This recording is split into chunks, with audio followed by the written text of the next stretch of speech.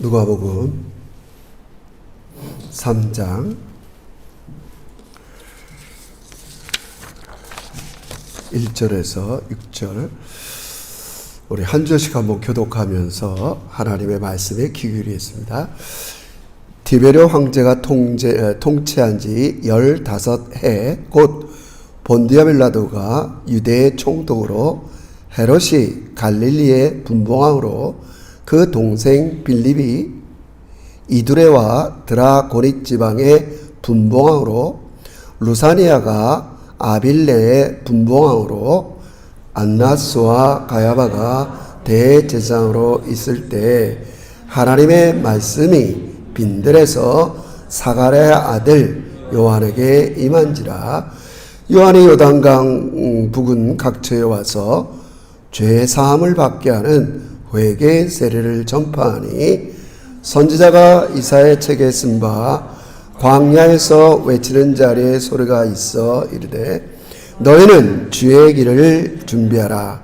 그가 오실 길을 곧게 하라. 모든 골짜기가, 우리 같이 읽읍시다. 5절부터 시작.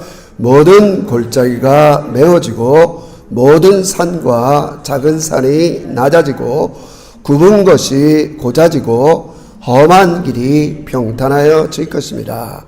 모든 육체가 하나님의 구원하심을 보리라 함과 같으니라. 아멘. 오늘도 사로 인사합니다. 늘 사랑하고 축복합니다. 진심으로 하세요. 마음에 진정성이 담긴 마음으로 하시는 겁니다.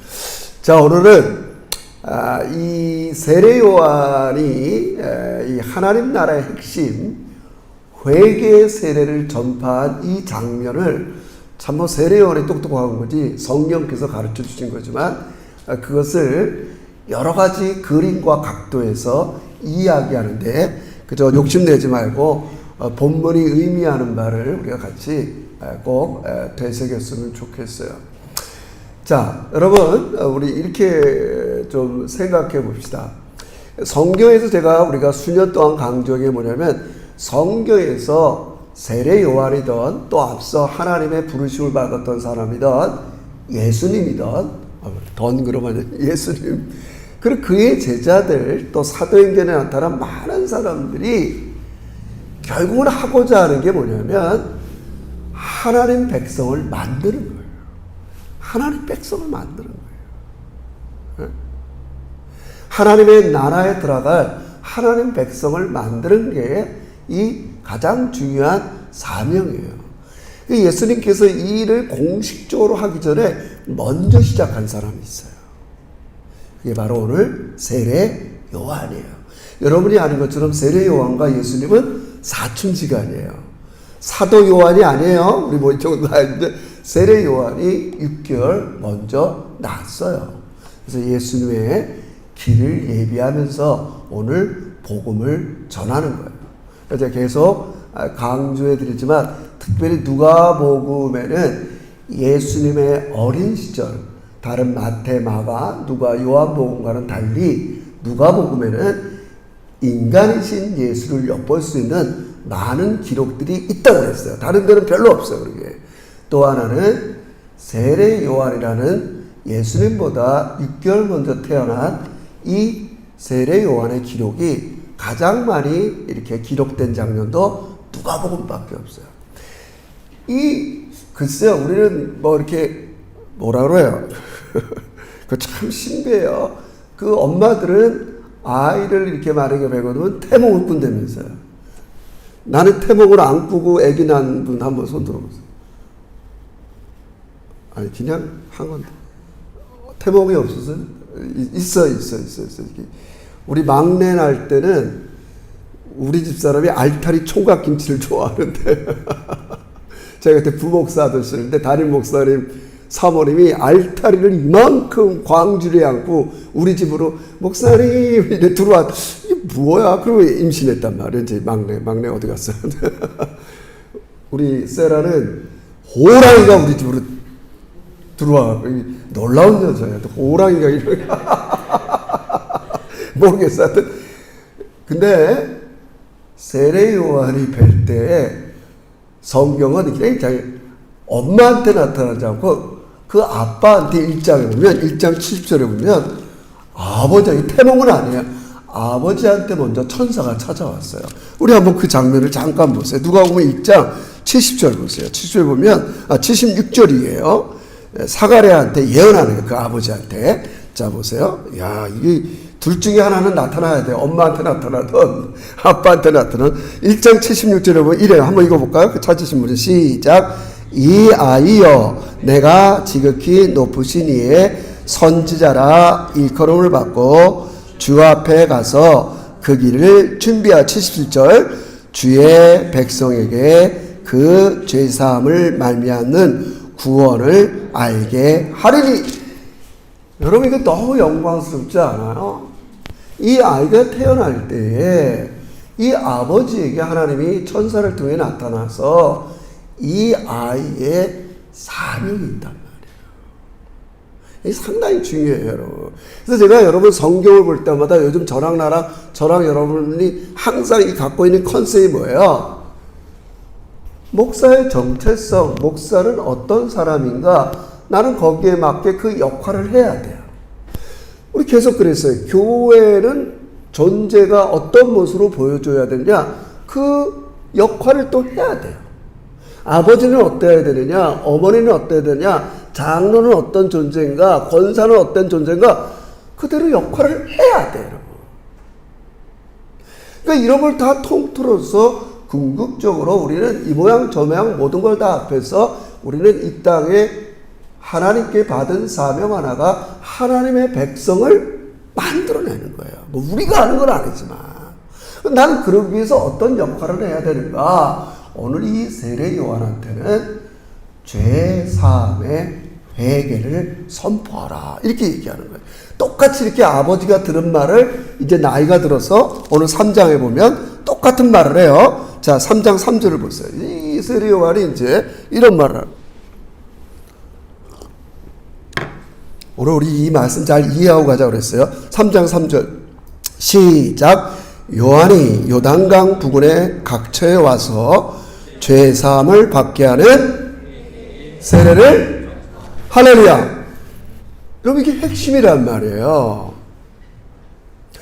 세례 요한이 태어나기 전에 이 세례 요한은 앞으로 선지자가 될 거야. 근데 이 선지자가 해야 될 일은 다른 게 아니야. 하나님 백성을 만들기 위해서 회개에 죄사함을 주는 회개를 선포해야 돼. 그럼 우리가 아버지 어머니 돼서 꿈으로 천사들이 나타나지 않았어도 여러분과 저 우리 자녀들에게도 똑같은 이런 정체성 있는 걸 믿으시길 주의 이름으로 축원합니다. 똑같아요. 그러니까 제가 지금 시간상 찾지는 않지만 하나님 백성을 만들기 위해서 성경에서 얘기하는 선포가 뭐냐? 죄 사함을 주는 회개를 얘기해야 된단 말이에요. 예수님도 그렇게 얘기하고 우리 유명한 구절 찾잖아요. 사도행전 2장에 보면 마가의 다락방에서 막 오순절 성령이 충만하니까 다른 사람들이 저거 술 취한 거 아니야? 막 이러니까 베드로가 일어나서 설교했단 말이에요. 그래서 그 사람들이 이런 얘기를 해요. 우리가 어찌하면 좋을까? 그 말은 뭐예요? 나도 너희들처럼 하나님 백성 되고 싶은데 어떻게 하면 되니? 똑같아요. 베드로가 뭐라 그래요? 죄사함을 받아라. 회개하고 죄사함을 받으라. 자, 우린 지난날까지 기독교 신앙생활 하면서 잘 들으세요. 그건 뭐 목사들의 잘못도 있지만 너무 신앙을 명제적으로 배웠어요. 이 말은 뭐냐? 명제, 센텐스, 회개. 돌아서는 거야. 맞아. 회개의 가장 기본은 돌아서는 거예요. 돌아서는 거예요. 세상을 향하고 이런 나의 마음이 돌아서서 하나님을 향하는 거예요. 하나님 백성 되는 가장 기본 조건이 여기 오늘 나온 대로 죄 사함을 받게 하는 회개. 회개라는 게 돌아선다 그랬어요. 그러면 돌아서는 그 내용이 뭐냐? 이게 중요해요. 여기 보니까 죄 사함을 받는다는 말이에요. 이 죄사함을 받는다는 말은 우리 이제 전문적으로 우리 신학을 공부했으니까 이 죄사함을 받는다는 건 노임받다, 자유롭게 되다는 말이에요. 여러분, 내가 오늘도 우리가 참회의 기도 드렸어요. 이게 명제적으로 그래 나 오늘 그렇게 끝나는 게 아니라 내가 정말 나를 한 주간 동안 묶었던 거, 지배했던 거, 거기서부터 어떻게 되는 거야? 노임받고 자유롭게 되는 거란 말이에요. 내가 하나님께 돌아왔다는 건 지난날에 한 주 동안 내가 묶여 있었어요. 이 근심, 걱정, 뭐 돈, 여러 가지 있지만, 늘 있어요. 있지만, 가장 원점, 내 마음은 거기에 지배를 받지 않고 돌아가는 거예요. 할렐루야? 현실에서 아픈 사람은 여전히 아파요. 활복음 낼 사람은 활복음 늘 내야 돼요. 그러나 우리의 마음의 가장 원점, 그게 뭐예요? 아버지께 거기에 매여 있었어요. 그 책임을 회피하라는 게 아니에요. 부모로서의 책임, 가장으로서 책임, 사회적인 책임, 목사로의 책임, 이걸 무시하라는 게 아니에요. 여전히 이런 게 있지만 너희 마음만은 그것 때문에 묶이지 말라는 거예요. 할렐루야? 풀어주는 거야. 풀어주는 거야. 너희 한 주 동안 많은 거에 얼마나 매여 있었니? 직장에 매이고, 일에 매이고, 삶에 매이고. 그래서 이 전체 그림으로 얘기하면, 잘 들으세요. 국적을 바꾸는 거예요. 지금 이 3장 배경을 우리가 읽기도 복잡하면 1절부터 2절까지 이런 백그라운드를 왜 얘기했겠어요? 3장 1절에 보면 디베로 황제가 통치한 지 15해 본디업에, 이게 무슨 말이에요?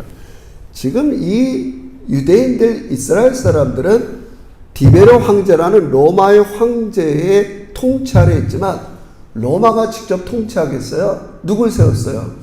총독을 세웠을 거 아니에요. 그죠? 우리도 일제 총독, 이또 총독. 우리 유명한 조상 안중근 씨가 총독을 쏴 죽인 것처럼 총독을 세웠다고요. 본디오 빌라도. 그러면서 유대 나라가 북부, 중부, 남부 세 나라를 분방을 했어요. 분할 통치했어요. 우리 그걸 분봉왕이라고 그래요. 분봉왕. 옛날에 막 그래요. 조용기 목사는 대왕, 한 10,000명 이상은 분봉왕. 우리 교계에서 별 희한한 소리도 다 했어요. 다 이제 큰 교회 사람들이 다 그런 식으로 놀았어요. 막 이제 막 60만 교인들이 갖고 있는 분은 왕, 그 밑에 한 10만 명성교회는 분봉왕. 뭐 여러분 그냥 우리끼리 농담이에요. 지금 뭘 얘기하는? 너희가 이 지배를 받고 있는데 그걸 이런 얘기를 왜 하고 있는 거예요, 여러분? 그럼 여기 있는 사람들은 어때요? 당장은 이 지배에서 벗어나고 싶은 게 원하는 거일 거 아니에요. 오늘 우리 얘기로 하면, 나 정말 예수 믿고 이 지긋지긋한 이민의 삶에 이거에서 벗어나고 싶어. 이게 우리의 간절한 소원일 거 아니에요. 근데 하나님께서는 이거보다는 원점에 시작하길 원한단 말이에요. 너희가 아버지의 나라로 국적을 옮겨야 된다는 거예요. 하나님의 나라로요. 그러려면 어떻게 해요? 돌아서는 거예요. 여기서 죄의 사함을 얻는 회, 죄의 사함이라는 말의 핵심은 풀어주다. 지배에서 벗어나자는 거예요. 어디에 지배에 있다는 말이 하나님은 너희들이 지금 로마의 지배에 있고 분봉왕 빌라도의 지배에 있고 뭐 이런 눈에 보이는 이 지배가 있지만 궁극적인 원점은 너희가 지금 왜 이런 지배를 받는 줄 알아? 너희 독립시켜줬는데 애굽에서도 독립시켜주고 또 그렇게 말 안 들어서 바벨론에서도 독립시켜줬는데 왜 또 로마의 지배에 딱 이렇게 이런 줄 아냔 말이에요. 죄의 지배를 받아서 그렇단 말이에요, 여러분. 수없이 내가 이렇게 정치적으로 독립도 시켜주고 이렇게 이스라엘을 여러 번 자유롭게 해주는데 왜 너희들이 지금 여전히 디베리아 황제 밑에 있고 또 분봉왕 누구에게 있고 왜 이렇게 지배를 받고 사느냐? 우리 한번 잘 들으세요. 원점에서 시작해 보자는 말이에요. 너희들은 기본적으로 나의 지배를 받지 않았기 때문에 그렇단 말이에요. 그거를 잘 이해하자고 그랬어요. 7절에서는 요한이 이렇게 문자로 얘기하는 거예요. 명제로 7절 한번 읽어봅시다. 7절 시작. 요한이 세례를 받으러 나오는 무리에게 이르되 독사의 자식들아 누가 너희에게 일러 장차 올 진노를 피하라 하더냐. 8절 한번 더 읽어야 돼요. 그러므로 회개에 합당한 열매를 맺고 속으로 아브라함이 우리 조상이라 말하지 말라. 내가 너희에게 이르노니 하나님이 능히 이 돌들로도 아브라함의 자손이 되게. 여러분 이 말을 들으면 깜짝 놀라죠. 유대인들은 이 말이 무슨 말인지 알아요. 야 독사의 자식이라는 말은 야 이 사단의 지배를 받고 있는 너희들아 이 얘기를 하는 거란 말이에요. 너희가 지금 겉으로는 디베라 황제, 로마의 황제, 분봉왕 여러 가지 정치적인 지배를 받고 있는 것 같지만 원점에서 볼 때는 너희는 독사의 자식들이야. 죄의 지배, 마귀의 지배를 받고 있단 말이야. 이 얘기하는 거야. 세례 요한이요. 기분 나쁘죠. 우리는 늘 하나님의 백성이라고 생각하고 살았는데 그거 이제는 하나님은 돌눌러도 하나님 백성 만드는 거지 혈통적으로 하나님 나라 백성이 되는 게 아니야. 돌아서야 돼. 죄의 지배로부터 돌아서야 돼. 그게 회개의 세례예요.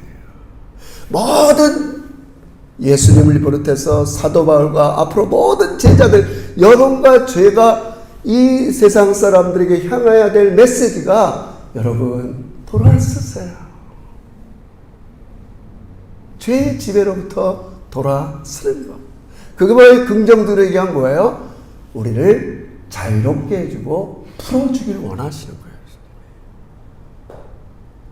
우리 이 마음을 잘 이해해야 됩니다. 죄사함이라는 것은 여러분과 저를 묶고 있는 것으로부터 풀어주는 거라고요. 명제적으로 이해하지 말자고 그랬어요.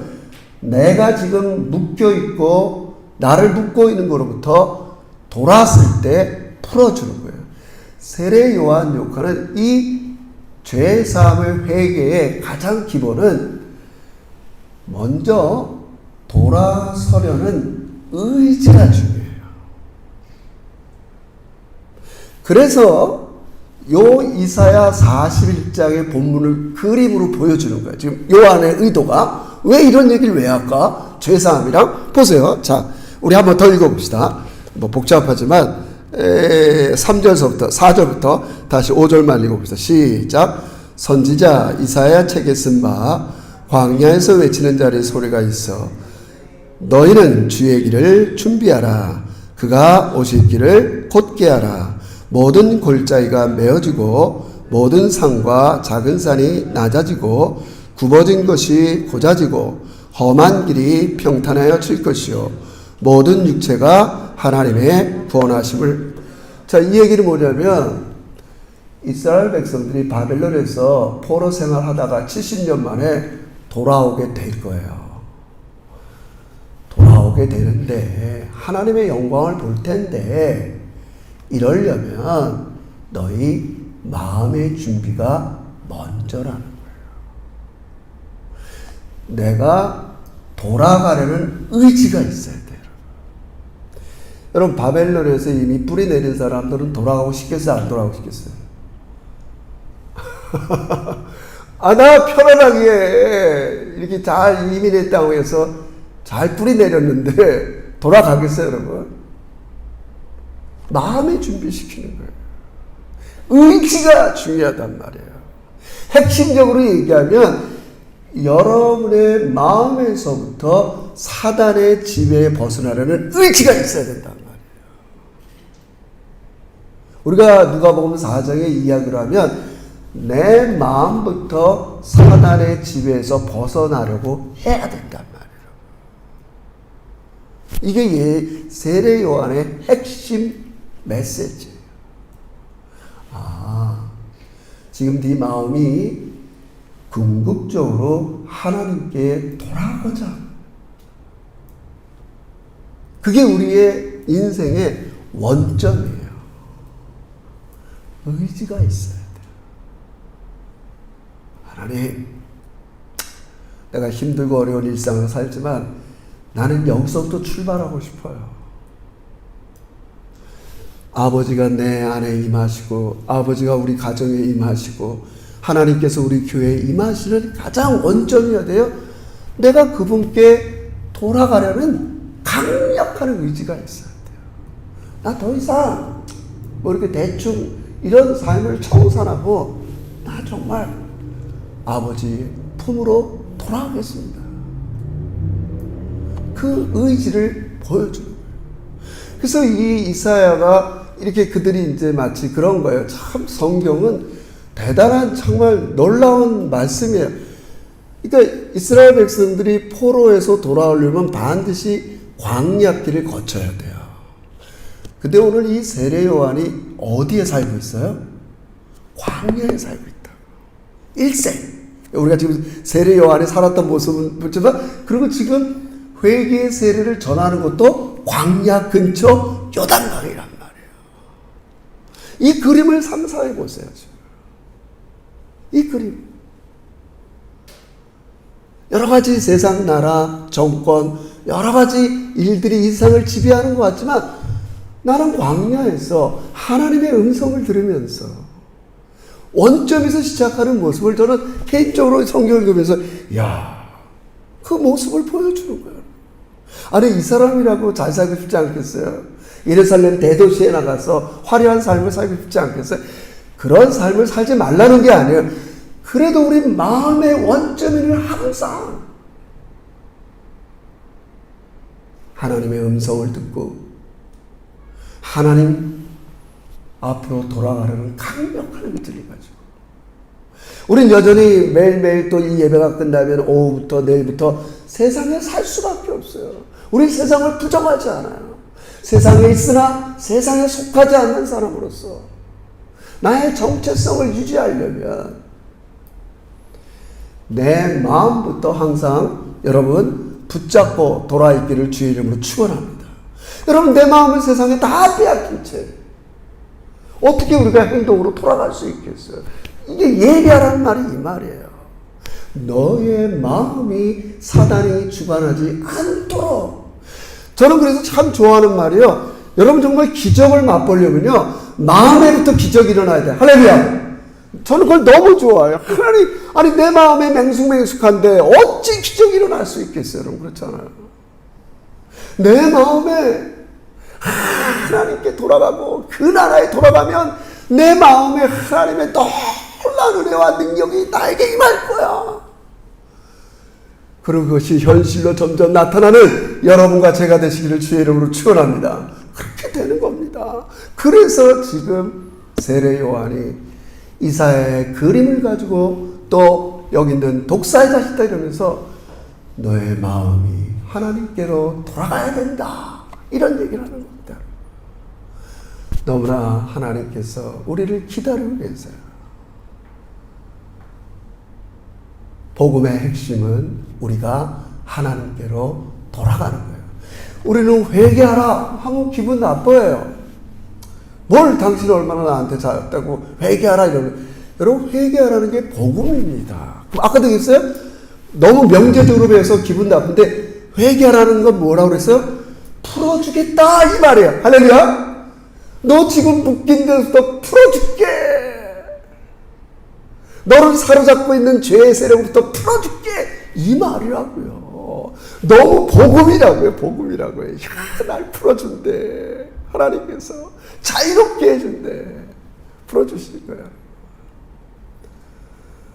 그래서 우리는 하나님 앞에 항상 의지적으로 마음으로 먼저 내 마음을 준비해야 돼요. 그래서 여기 뭐 이사야의 그림 중에서는 뭐 기본은 평탄하게 하라는 거예요. 한번 그들의 심정으로 잠깐 돌아가 보자고요. 자, 70년 동안 살았어요. 야, 돌아가자. 수룹바벨, 느헤미야, 뭐 이렇게 돌아가는 사람이 대부분이었어, 사실은. 물론 거기 정착한 사람도 있고 다 하지만. 근데 그런 메시지를 들을 때 오래 살다 보면, 여러분도 그렇잖아요. 여러분 죽으면 천국 가는 거 알지만 내가 매일매일 삶 속에 진짜 천국을 열망하고 살진 않잖아요, 어떻게 보면. 야, 빨리 죽어야겠다. 빨리 천국 가야겠다. 이런 사람 몇 명이나 돼요. 근데 이때부터 70년 동안 바벨론에 있다가 성경에는 돌아가리라 이런 얘기를 할 때, 진작 이럴 거면 하나님 아예 전쟁에서 이겨버리지. 뭐 이러다가 70년 동안 우리를 고생시키다가 돌아오게 해. 여러분도 하나님께 돌아가고 싶은데 마음에 상처가 있는 사람들이 있어요. 뭐 돌아간다고 뭐 나아지는 게 있어? 괜히 생고생하는 거 아니야? 내가 정말 하나님께 내 인생을 전적으로 맡긴다. 내 생업을 맡기고 내 시간을 맡기고 이런다 그래갖고 정말 무슨 별 수 있겠어? 그게 여기에 움푹 패이고 이런 얘기를 하는 거예요. 지금 너희 마음이 하나님에 대한 불신이 있단 말이에요. 그게 뭐 무슨 별 차이가 있겠어? 신앙생활 열심히 하나? 대충 생활하나? 뭘 별 차이가 있겠어? 여러분, 이 코로나 이런 거 겪으면서 이것 때문에 사람들이 지금 다 떠나는 거예요, 여러분. 내가 봐도 별 차이가 없는 것 같아요. 여러분, 근데 이게 중요해요, 여러분. 하나님의 관계가 단절된 사람과 하나님과 끈이 묶여 있어서 예배하는 사람과는 다르다는 걸 여러분 명심하시길 주의 이름으로 축원합니다, 여러분. 다릅니다, 여러분. 그래서 우리는 하나님에 대한 사랑과 능력과 그분에 대한 믿음을 가지고 돌아가는 거예요, 여러분. 중요하다고 그랬어요. 내 마음의 준비라는 게 그거예요. 아버지께 돌아가면 그 아버지는 나를 반드시 만족하게 해주셔. 어떤 형태로 분명히 만족하게 해줘요, 진짜. 확실합니다, 제가 진짜. 그게 가장 기본이 여러분의 이 속사람, 마음, 영혼 속에 하나님이 충만하게 임하는 거 경험하길 주의 이름으로 축원합니다. 우린 여태껏 어떤 유혹이 있냐면 내 영혼에, 내 마음에, 내 생각과 의지와 감정 속에는 하나님이 충만하게 임하지 않아도 좋아요. 가시적인 거 해주세요. 이런 유혹이 있다고요. 이해하시겠어요? 눈에 보이는 걸로 나한테 임해주세요. 이런 유혹도 있을 수 있어요. 여러분, 궁극적인 원점은 여러분의 심령인 것을 꼭 기억하시길 주의 이름으로 축원합니다. 그렇다고 하나님이 심령만 만족하게 해주는 게 아니에요, 여러분. 놀라운 일이 생깁니다, 여러분. 이 순서가 거꾸로 되면 여기는 겉은 만족하는, 지금 맨날 유대인들이 원하는 게 뭐예요? 예수님 메시아가 오면 로마의 압제에서 해방되고 우리가 자유롭게 되고 이 눈에 보이는 예수님의 사역을 원했던 거 아니에요. 근데 예수님은 또 그렇게 얘기하지 않는단 말이에요. 세례요한처럼. 얘기하라. 하나님 나라가 가까이 왔다. 너희들의 국적을 바꿔라. 할렐루야. 사단의 나라에서 독사의 자식들아, 사단의 지배를 받고 거기에 매여서 사는 너희들아, 이제 국적을 바꿔서 하나님 나라의 백성이 되라. 할렐루야. 중요한 말이에요, 여러분. 여러분, 제가 이제 최근 이렇게 뉴스에 보니까 지난 8월 10일 지금 이스라엘이 지금 이제 공화국이니까 이스라엘 이름이 유대 민주 국가라고 얘기하세요. 그래서 이제 이런 법이 통과됐대요. 이제 예전에 제가 알고 있는 상식으로는 이 디아스포라 유대인들이 많잖아요. 러시아에도 뭐 흩어져 있는 동구 유럽에 얼마나 유대인들이 많아요. 제가 그랬잖아요. 그 이스라엘 가면 술집이 많다고. 나는 이 사람들이 기독교인들이 왜 기독교인이라 하나님 믿는 사람들이 왜 술을 이렇게 많이 먹었더니 러시아에서 엄마는 유대인, 아빠는 러시아 사람 많아요. 근데 모계 사회니까 엄마가 유대인이면 이스라엘에 시민권을 주는 거예요. 이 러시아 출신의 이 사람들이 너무너무 술을 좋아하는 거예요. 이거 뭐 양념적인 얘기고.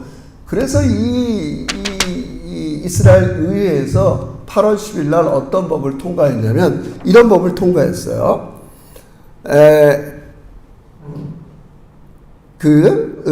이스라엘에게 시민권을 줄 때에 나는 유대 민주국가인 이스라엘에게 충성하는 시민이 되고 이스라엘의 법을 준수할 것을 선언한다. 어떤 선언문과 맹세문에 사인하지 않으면 이스라엘 시민권을 국적을 주지 않는다 이렇게 얘기하는 거예요. 그러니까 반대하는 사람도 있죠. 왜냐하면 우리 뭐 다 모르지만 이스라엘 백성들, 이스라엘 사람 중에서는 20%가 아랍계예요. 그들도 이제 뭐 주변에 살다가 그러니까 이스라엘 정부로서는 이게 뭐 전쟁을 하면 얘가 어느 편 들지 모르니까 이제 이스라엘 국적을 갖는 사람들은 충성 서약서를 쓰라. 이게 이제 국회법에 이제 통과한다는 거예요, 여러분. 여러분 제가 그저 얘기하는 말씀이지만 회개의 죄사함이 바로 이 뜻이에요. 이제 너희들은 한 걸음 더 나가서 죄의 지배에서 국적으로 옮겨서 하나님의 나라의 국가 백성이 될 거예요, 여러분. 이거를 이제 세례 요한은 이렇게 얘기해요. 더 나가서 자 보세요. 8절 조금 더 구체적으로 얘기하는 거예요. 이제 회개 죄의 지배에서 풀어난 걸 이제 그 다음 단계 아까 마음의 의지라고 그랬어요. 자 8절을 보세요. 아니 미릅니다. 쭉 봅시다. 10절부터 봅시다. 18절도 있는데 8절만 잠깐 읽고 시작. 그러므로 회개에 합당한 열매를 맺고 거기까지 합시다. 회개에 합당한 열매가 뭐냐? 10절부터 14절까지 얘기하는 거예요. 읽읍시다. 시작. 무리가 물어 이르되 그러면 우리가 무엇을 하리까? 대답하여 이르되 옷 두 벌이는 자는 옷 없는 자에게 나눠줄 것이요 먹을 것이 그렇게 할 것이요 세리들도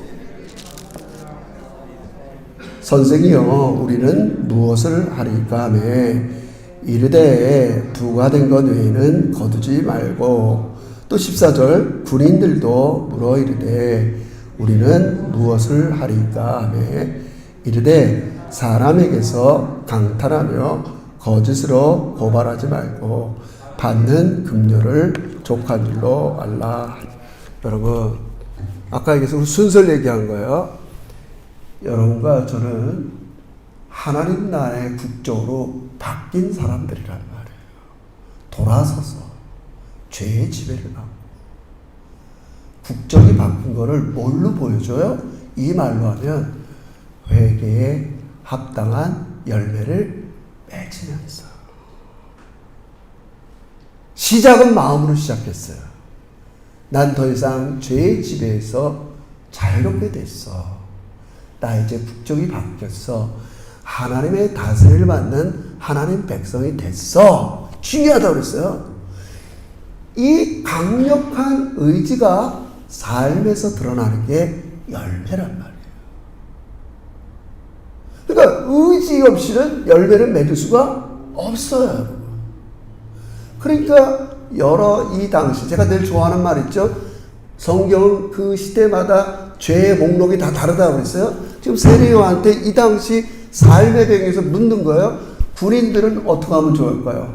세리들은 어떻게 하면 좋을까요? 다 물어요. 지금 각자 여러분의 상황, 직업마다 나는 요즘 말로 하면 하나님 백성으로서 어떻게 내가 국적이 바뀐 거를 보여줄 수 있을까요? 이 얘기하는 거예요. 나는 어떻게 하면 이제 하나님 나라 백성이 되었는데 국적이 바뀌었는데 아랍계에 살다가 내가 이스라엘 민주국가 됐는데 난 정말 이스라엘 나라에 충성할 수 있는가? 전쟁이 일어나면 마치 그런 것처럼 너희들이 하나님 나라의 백성인 것을 제가 좋아하는 편이죠. 엿보게 하는 게 열매란 말이에요. 내가 그럼 이걸 반대로 한번 생각해보자 말이에요. 그동안 나를 괴롭혔고 나를 늘 힘들게 하고 나를 붙잡고 있던 이 죄의 능력이 아무것도 아닌 걸 보여주시기를 주의 이름으로 축원합니다. 반대로 표현했어요. 아무것도 아니야. 내가 하나님 나라에 들어와 보니까 내가 그동안 추구했던 가치가 별거 아니었단 말이에요. 내 마음이 뻥 뚫리고 내 마음에 하나님이 없을 때는 그거 없으면 못 사는 줄 알았어. 근데 국적을 바꿔서 하나님 나라에 들어오니까 그 하나님의 신뢰, 하나님에 대한 부여, 하나님이 이게 만족이 되니까 내가 지난날 세상 가치가 물론 결과적으로 하나님은 줄 수도 있어요. 줘야 돼요. 주신다고요. 그거 없어도 별거 아닌 걸 보여주는 게 열매인 걸 주의 이름으로 축원합니다. 세상 사람들은 그것 없으면 못 살겠다면서 경쟁하고 애들 교육시키고 열심히 노력하고 주일 성수도 안 하고 막 이렇게 살아가지만 나는 이제 국적이 바뀌었어요. 여러분 이 차이를 느껴야 돼요. 제가 자꾸 얘기하지만 애굽에서 종살이하던 이스라엘 백성들은 굳이 국적을 바꾸길 원하지 않아요. 바로가 통치하고 있으면 내가 노예에서 1등 노예, 그 노예에서 잘 사는 걸 원하는 수준이란 말이에요. 자꾸 이 차이를 느끼겠어요? 여러분, 우리 그리스도인들도 내가 완전히 돌아서 하나님 나라의 국적을 바꾸지 않은 채 그냥 세상 나라에서 뭔가 더 잘되고 이거를 우리가 벗어나야 돼요. 여러분. 이 개념을 벗어나야 돼요. 여러분. 여러분 계속 묵상하면서 이 숙제를 풀어가야 돼요.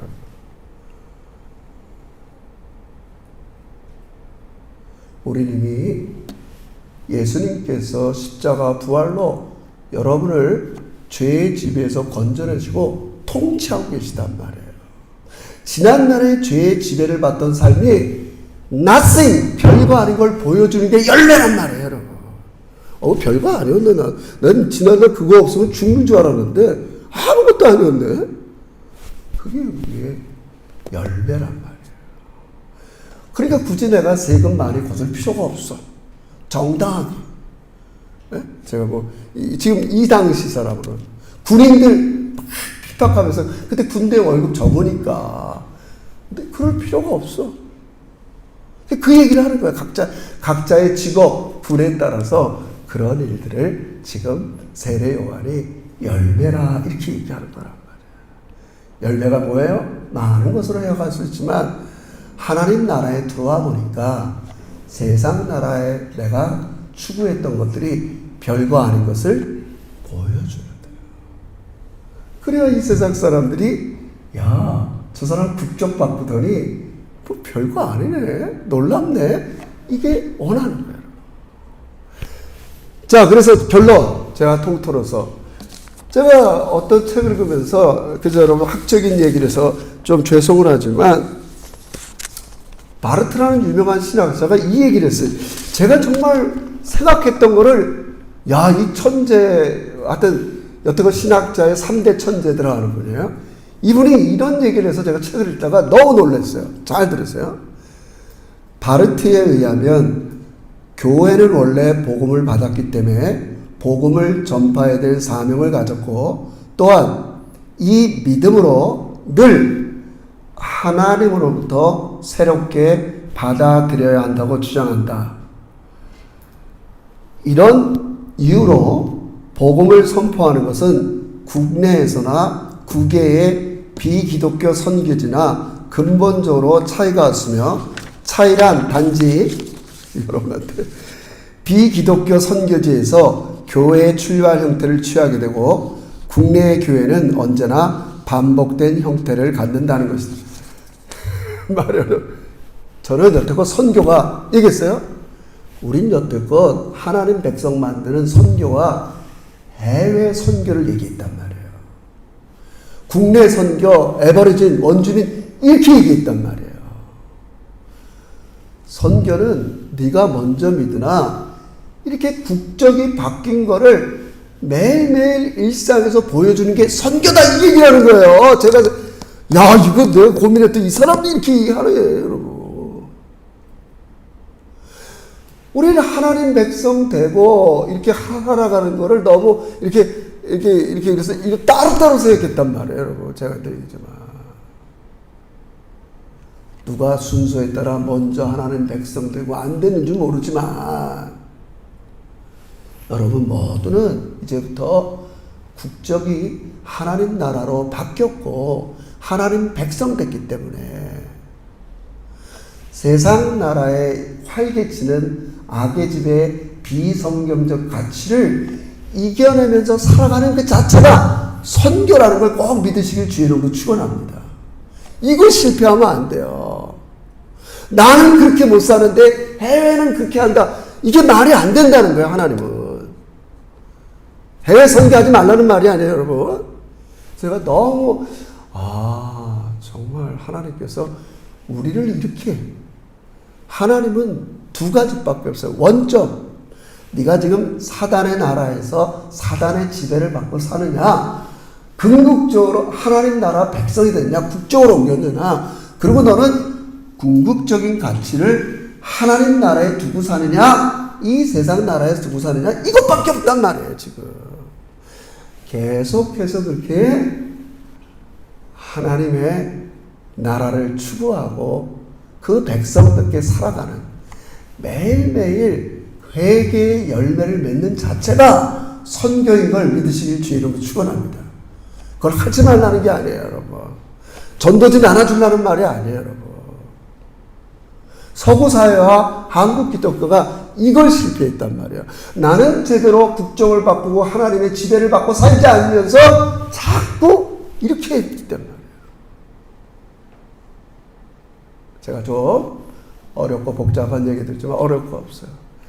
하나님은 지금 여러분을 복 주시고 다스리길 원합니다. 우리 그 마음의 준비를 해야 돼요. 그냥 둥그런 잡듯이 하나님 복 주세요. 아닙니다. 매일매일 나부터 마음속에 기적이 일어나야 돼요. 마음에부터 의지가 있어야 돼요. 나 돌아갑니다. 나의 원점은 하나님의 나라 백성입니다. 그리고 내가 살아야 될 궁극적인 가치는 매일매일 하나님의 나라입니다. 그것이 바로 선교고, 그것이 여러분의 삶 속에 하나님 나라가 임하는 걸 믿으면서 우리 반드시 죄의 지배로부터 벗어나서, 회개는 복음입니다. 돌아서라는 겁니다. 돌아섰을 때 자유롭고 행복한 삶이 기다리는 걸 믿으면서 우리 하나님 앞에 최선을 다하는 여러분과 제가 되시기를 주의 이름으로 축원합니다. 하나님 감사합니다. 오늘도 이 세례 요한의 사명, 예수님의 사명과 역할, 또 사도 베드로, 사도 바울의 모든 사람들은 죄사함의 회개를 전하는 것입니다. 그게 왜 복음입니까? 죄로부터 우리를 자유롭게 해준다는 겁니다. 풀어준다는 말입니다. 하나님, 우리 사랑하는 제자교회 성도들 이렇게 세상의 여러 가지 비성경적인 가치로부터 자유롭게 해주시고 풀어주게 해주셔서 그런 합당한 열매를 맺어서 하나님의 영광이 드러나는 충만한 삶이 되게 해 주시옵소서. 감사드리며 예수님의 이름으로 기도합니다. 아멘. 우리